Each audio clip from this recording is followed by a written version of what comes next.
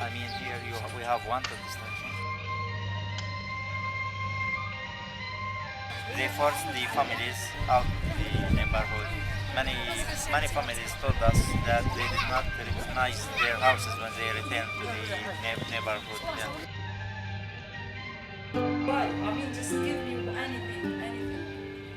Why women or any human being should go through this? They destroyed all anything that was standing. Even it was a house or a factory, it doesn't matter. They also uprooted the trees.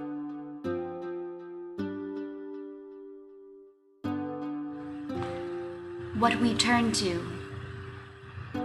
Little by little we whittle away at the groundwork they laid long before 1948, a state signified by a star that belongs to the name of my father, but David grew up to be just another Goliath, fought now with naught but rock and sling, and I have no reason to cling to a symbol I know now means genocide, occupation, apartheid.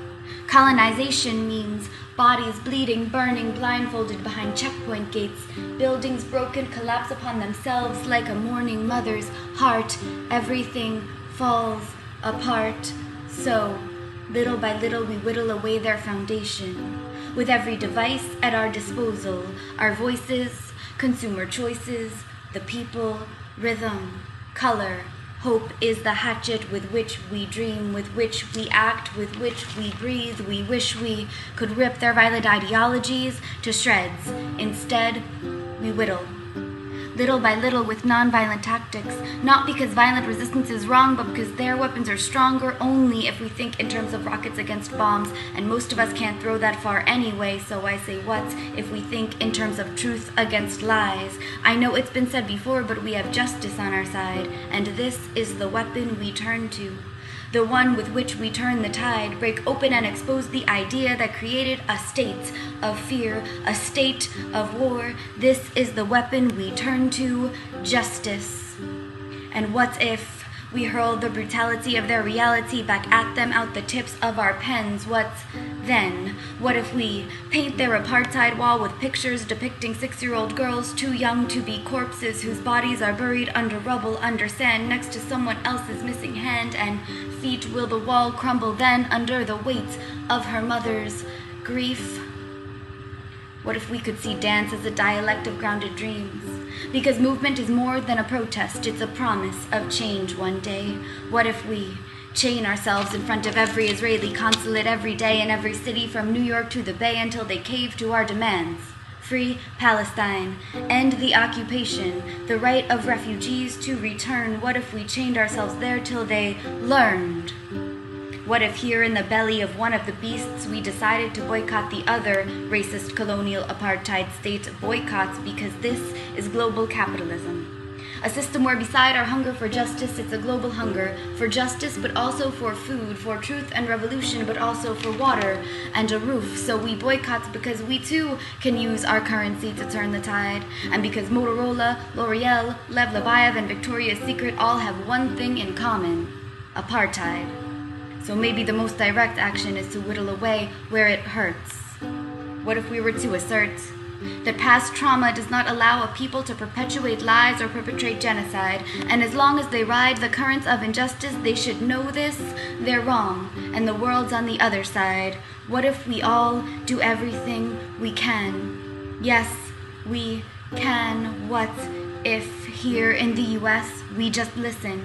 I know we said we won't be silent and we shouldn't, but just be quiet for a moment and listen. Hear the smoke of oppression emanate from city sidewalks and sirens.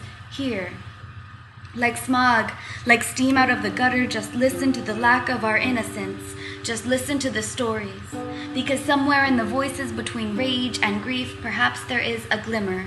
A sliver of hope in a sad song written in a minor key of mourning can be transposed into a key of return, and somewhere a yearning phoenix is ready to burn. Tired of waiting for another round of rubble to rise up from, she resolves to reshape her feathers into fire right now and come straight out the barrels of their guns. Unsuspecting soldiers expected bullets are surprised to see there are none. Only birds. Only survival. Only flying.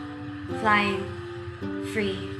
Yes, we can. even when the scent of dead and burning bodies is so strong we can taste it overseas. Even when they're crying blood and bleeding fear and tears are easier to come by than fresh water, because there is too much death, and the Dead Sea has seen too much, and she is still waiting to be touched by those still living, and little by little we whittle, and little by little we build, and little by little we live until little by little adds up. First of all, because you here came to Gaza and you saw how Gaza is and you heard our personal stories, you can. The first thing is to tell people how we are, how we live, who we are. We are not terrorists. We are just ordinary civilians. And this is one of our aims and one of our visions. I mean, it's just one vision, but many aims in the Palestine Youth Committee. We want to reflect this and we want to tell this to the world. If you do that, you will help us a lot, more than you can imagine.